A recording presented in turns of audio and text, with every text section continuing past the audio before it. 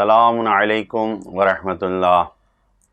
قدم بقدم آگے بڑھتے ہوئے آج ملاحظہ فرمائیں 267 نمبر آیت سورہ بقرہ کی۔ بسم اللہ الرحمن الرحیم یا ایہا الذین آمنوا انفقوا من طیبات ما کسبتم ومما اخرجنا لکم من الارض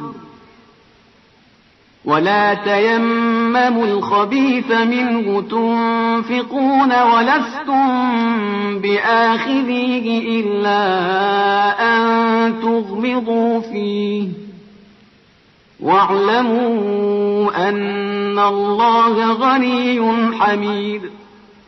اے ایمان والو، اپنی پاکیزہ کمائی اور جو کچھ ہم نے زمین سے تمہارے لیے پیدا کیا ہے سب میں سے راہ خدا میں خرچ کرو، اور خبردار انفاق کے ارادے سے خراب مال کو ہاتھ بھی نہ لگانا کہ اگر یہ مال تم کو دیا جائے تو آنکھ بند کیے بغیر چھوئے ہوئے تم لوگے بھی نہیں۔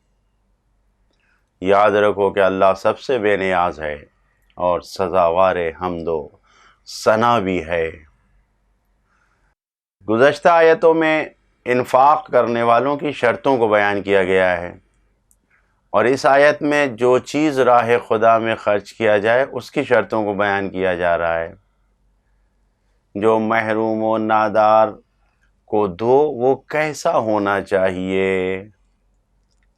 فرزند رسول حضرت امام محمد باقر علیہ السلام فرماتے ہیں اس آیت کے ذیل میں کہ کچھ مسلمان ایسے بھی تھے جو اپنی حرام کمائی، مثلا جو سود کا پیسہ، سود کا مال آتا تھا، ربا، وہ حرام پیسے، حرام مال نادار اور فقیروں پر خرچ کرتے تھے۔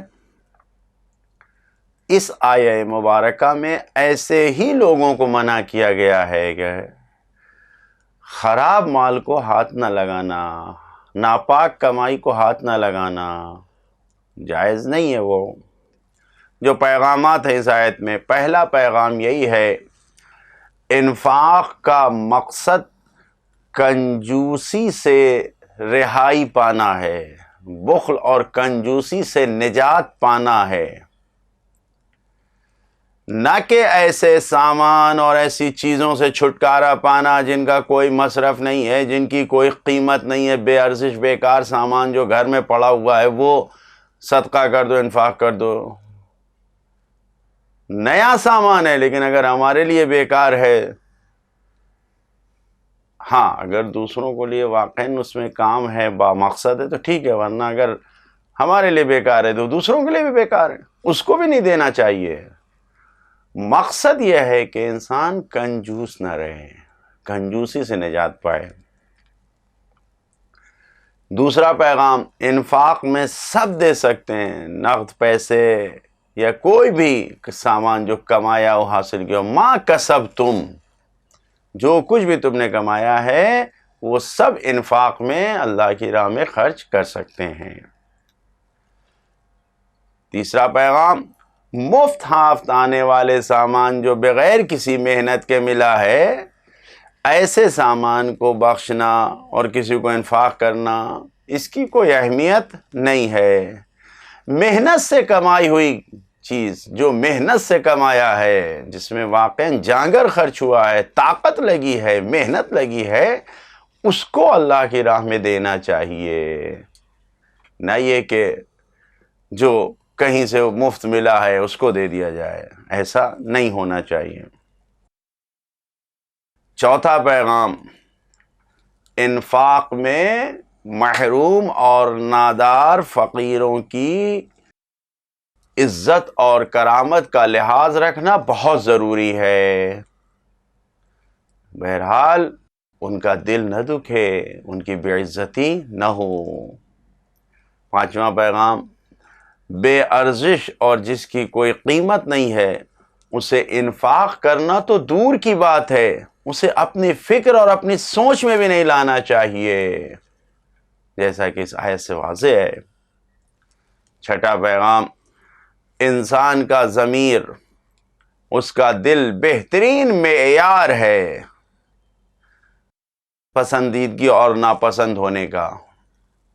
جو کچھ تمہارا دل چاہتا ہے، جو دل پسند کرتا ہے وہی اچھا ہے، جو دل ناپسند کرے وہ ظاہر ہے کہ وہ خراب ہے، بے ارزش ہے۔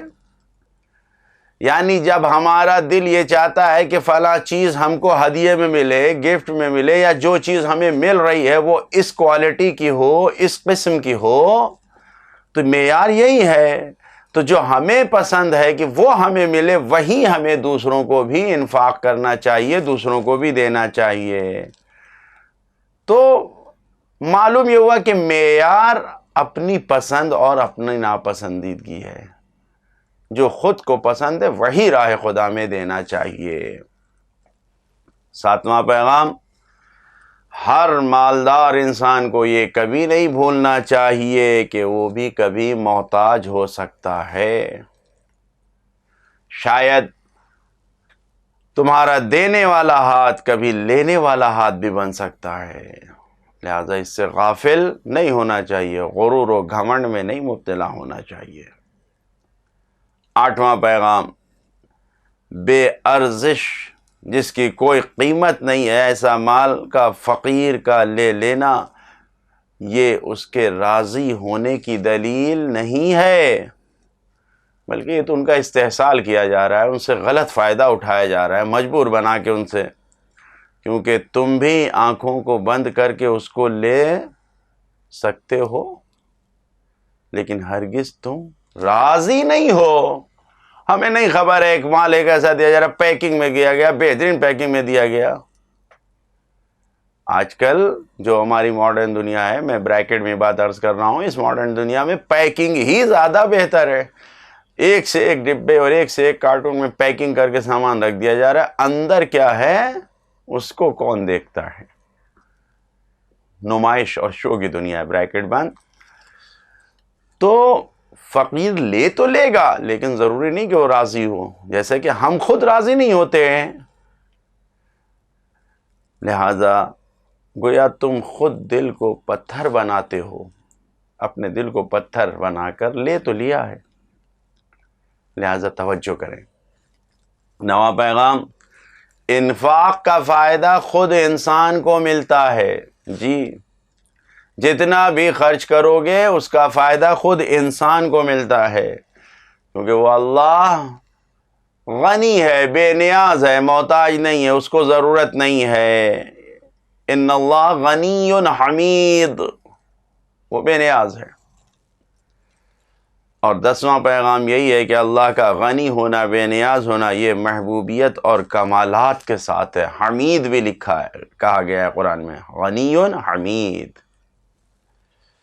عملی پیغام، زندگی میں وہی کامیاب ہے جو نیت کی پاکیزگی کے ساتھ پاکیزہ مال کو انفاق کرے، اور جو بھی مل رہا ہے اس کو راہ خدا میں دے کر کامیابی کی طرف قدم بڑھاتا رہے۔ خدایا ہمیں بہترین مال انفاق کرنے والوں میں قرار دے۔ السلام علیکم ورحمۃ اللہ وبرکاتہ۔